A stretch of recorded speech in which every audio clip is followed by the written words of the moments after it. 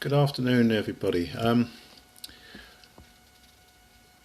I've been rather outspoken with regard to my views on how the pandemic's been managed, and very much more. So today I just want to sort of go through things in a little bit more detail and explain verbally rather than just typing it out. So just bear with me because I have got a few sheets here that I've actually put together.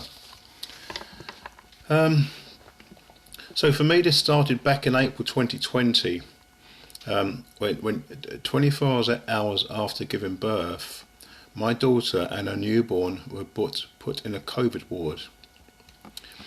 Well, why was this, you might ask?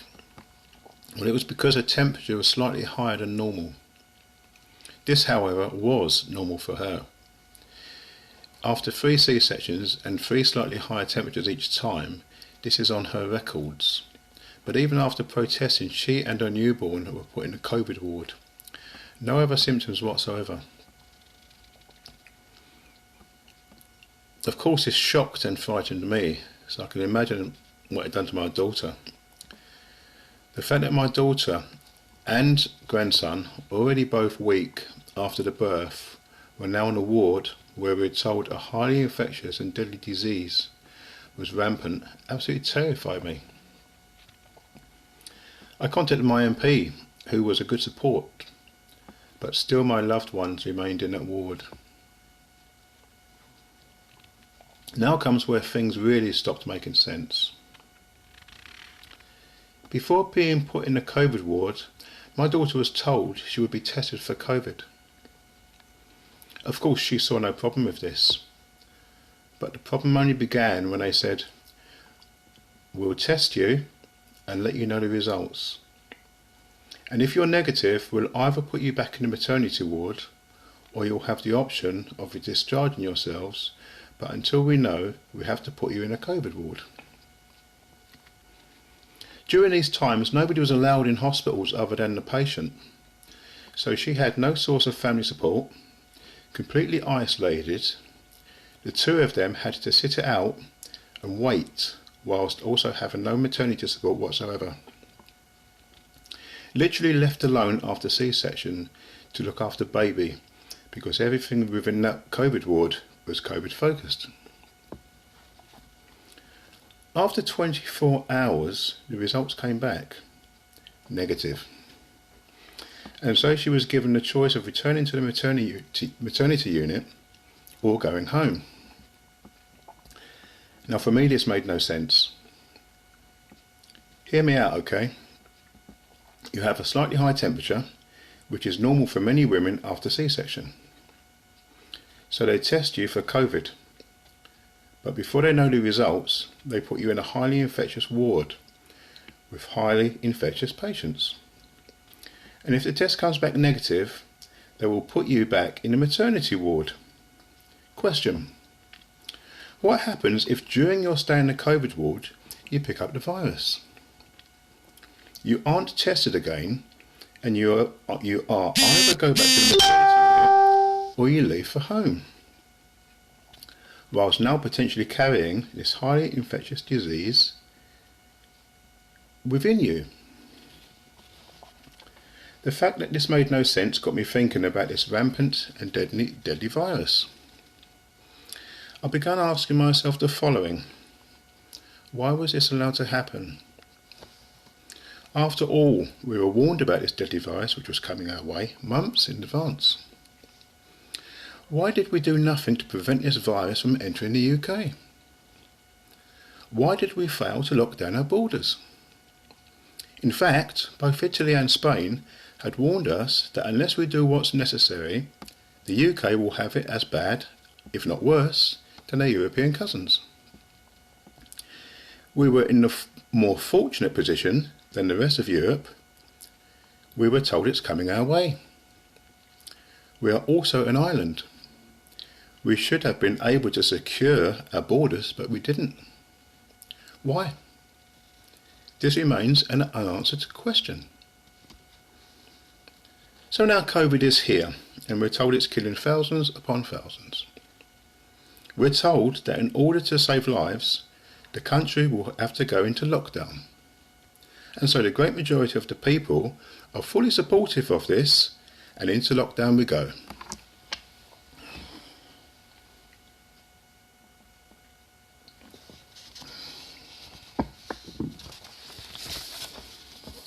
We don't see our families. We don't go out other than to buy groceries.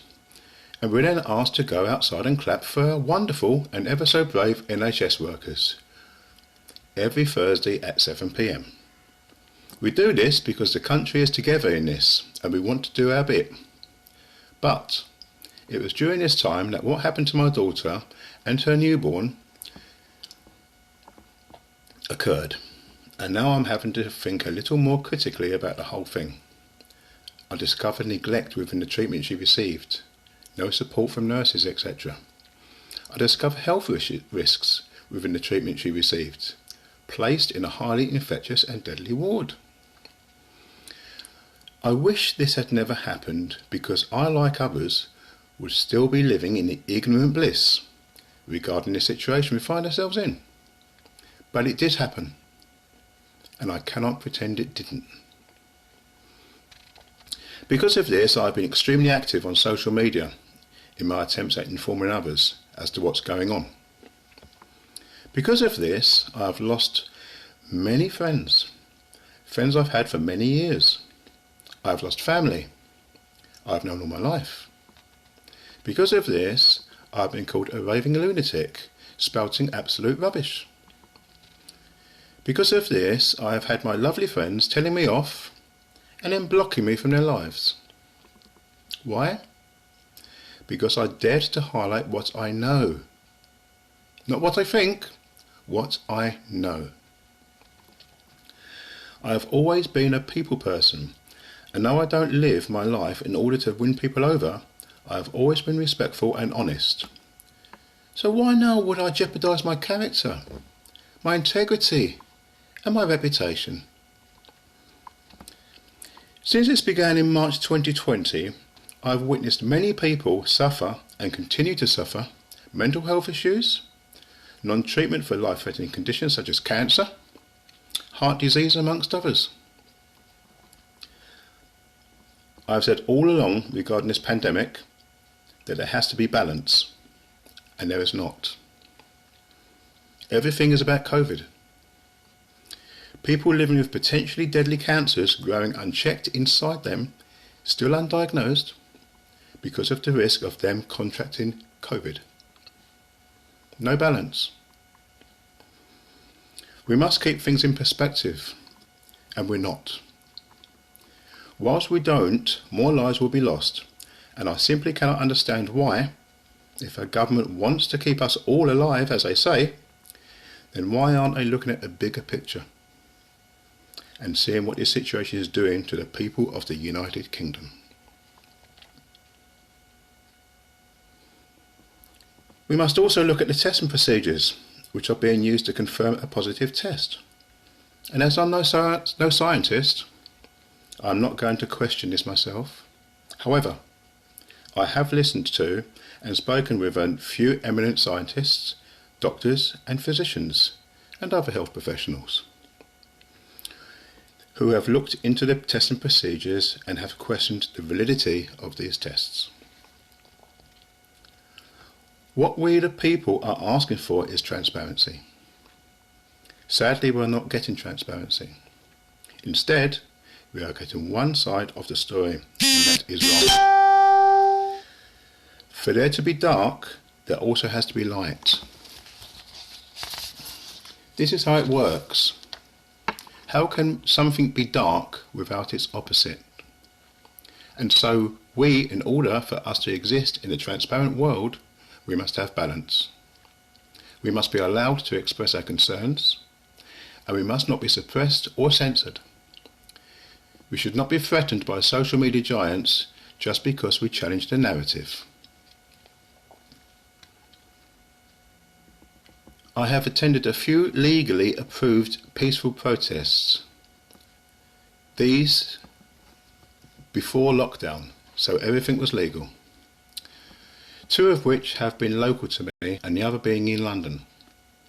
2 protests I've attended, I have witnessed firsthand the over-the-top and completely unnecessary aggressive and violent practices of our police force. I have seen with my own eyes women around my age who have done nothing wrong being manhandled and even violently pushed to the ground simply because they were at a peaceful protest. I myself had to move out of the way of a marching army of police officers who arrogantly felt it was okay to quite literally force their way through people who had nowhere to move in order to get out of their way. This is inviting problems within the police and the people. So what is this situation doing to the people? Well, since March 2020, I first saw how the people came together for the cause. All of us. As the weeks and months have passed, I have seen firsthand how the people are slowly but surely falling out with one another. How has this happened? Firstly, in the shops, people either desperate, greedy or selfish were going out and stockpiling, leaving others with nothing. This created a vicious cycle where large proportions of the people were buying things in excess. Then it was lockdown. People breaking the rules, being called selfish by others who stayed indoors. Then it was social distancing. People not keeping the 2 meters distance. I suggest many probably don't even know what 2 meters looks like. And then arguing in shops, on the streets, etc.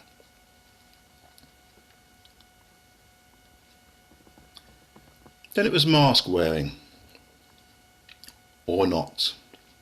People not wearing a mask were abused for not wearing it.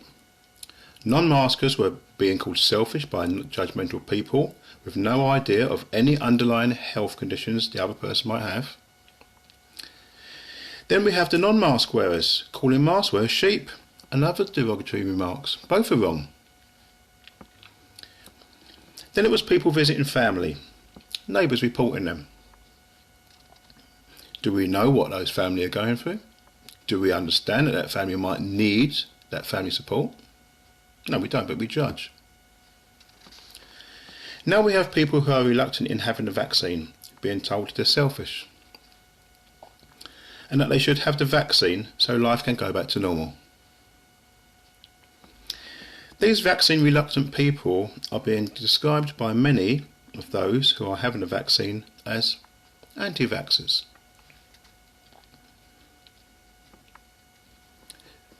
I am yet to see a single member of the government address any of the above. No calming down of the situation by our leaders. They simply bring in these rules and leave the people to fall apart, to fall out with one another, to divide and fall. And now to the deaths since March 2020.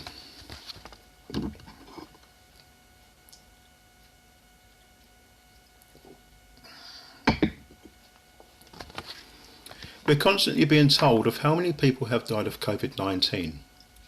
Or is it coronavirus? As they can't seem to be able to make up their minds as to which it is. The reason I say this is because COVID-19 is a new strain, whereas coronavirus is something we have lived with for many, many years. So when we're told via the MSN, mainstream media, that 300 people have died of coronavirus, or COVID, you decide what you want to call it, we need to know more about these deaths. Things such as, did they have underlying health conditions? Things like terminal cancer, liver, kidney, heart, lung diseases. We need to keep things in perspective, such as, if a person is dying of terminal cancer, they will in many cases, if not all, have as an end-of-life stage go through a respiratory condition. Before March 2020, these people would have, as an example, and I do have a death certificate here which states this. It's a death certificate of my auntie. As an example, cause of death 1, bronchopneumonia. Does that ring any bells to now? It's a respiratory condition. Could even, if my auntie who died in 2007 had died now, I suggest on her certificate it wouldn't have bronchopneumonia, it would have COVID-19. Anyway, I digress. Cause of death 1, bronchopneumonia. 2, terminal lung cancer, dementia, previous cerebrovascular accidents, asthma. Now the lung cancer isn't on my aunt's death certificate, but I know it exists because I've had a loved one die of that, and that pneumonia was on their certificate as well. Since March, we're being told that these people have died of COVID. Yes, they died of COVID, but the reason they died of COVID is because they had serious and in many cases terminal conditions. Without these conditions, it would be highly unlikely they would have died of COVID. We need to remember that one thing leads to another. We cannot simply jump to the conclusion that COVID was why a person died, without firstly looking at what led them to contracting COVID. We're now being told by Boris Johnson that the vaccine is good for us, it's good for our family, and it's good for the country. I need to get this out of the way before going on. I am not against vaccines. Absolutely not. However, what I am not comfortable with when it comes to these COVID vaccines is this. They have not gone through long-term outcomes. Yes, I understand that they have had millions, if not billions of pounds into them. Millions or billions of pounds invested. But this still doesn't stand up if there is no long-term evidence that these vaccines won't cause health risks, or even deaths in the future. We don't know. And I, for one, I'm pretty reluctant to have something put into me that I don't know what long-term results are. When people are dying after having these vaccines, it's too easy to simply say, oh, they had underlying health conditions, or they had coronavirus. Now, let me just clear this up. When I say when people are dying after having these vaccines, I'm not saying they're dying because of the vaccines. I'm saying dying after having these vaccines. There's a difference. But it is too easy to simply say, oh, they had underlying health conditions, or they had coronavirus. If that's the case, then this practice should also be applied to those who have died before the vaccines were rolled out, instead of simply saying they died of COVID. The people need transparency, and they need it now, if they are to believe what they're being told by the government and the MSN. This needs to start with the government giving out official stats and figures, such as how many people have died since having their COVID vaccines? How many people have died of COVID but also have had terminal conditions? How many people have died of COVID with no underlying health conditions? We need that transparency. We do need that. If you're going to convince people like me that this is real and this is happening, then we need transparency. For me personally, I have a problem when the people with financial incentives regarding the rollout of these vaccines are the very same people who are advising our government. There is clearly a conflict of interest here, and that is a concern. Particularly when scientists with nothing to gain and everything to lose are constantly warning the world's governments about the dangers of these vaccines. There are many eminent scientists who have spoken out and in so doing risk their entire professional reputations and careers just to warn the people of the world. Why would they do this? They risk losing everything. For them to do this just doesn't make any sense. unless they with nothing to gain and everything to lose are right over the government scientists who have a financial incentive by the rolling out of these vaccines. I conclude with, I began this by believing what I was being told. The same as you, same as all of us.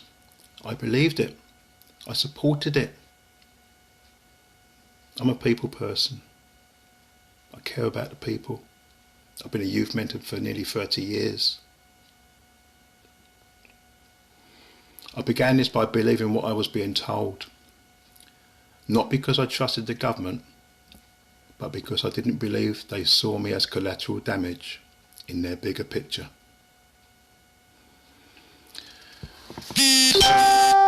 So that's what I have to say on this pandemic. I'm not going to say it's not real. I don't know that. I'm not going to say that it's a hoax. I don't know that. But my concerns are, as I've just stated, there's not enough transparency, there's not enough balance, and until we have that, I and many, many others will continue to question the government's narrative. All we ask for is transparency, honesty, and integrity from the people we voted in. That's all we ask. Thank you for listening.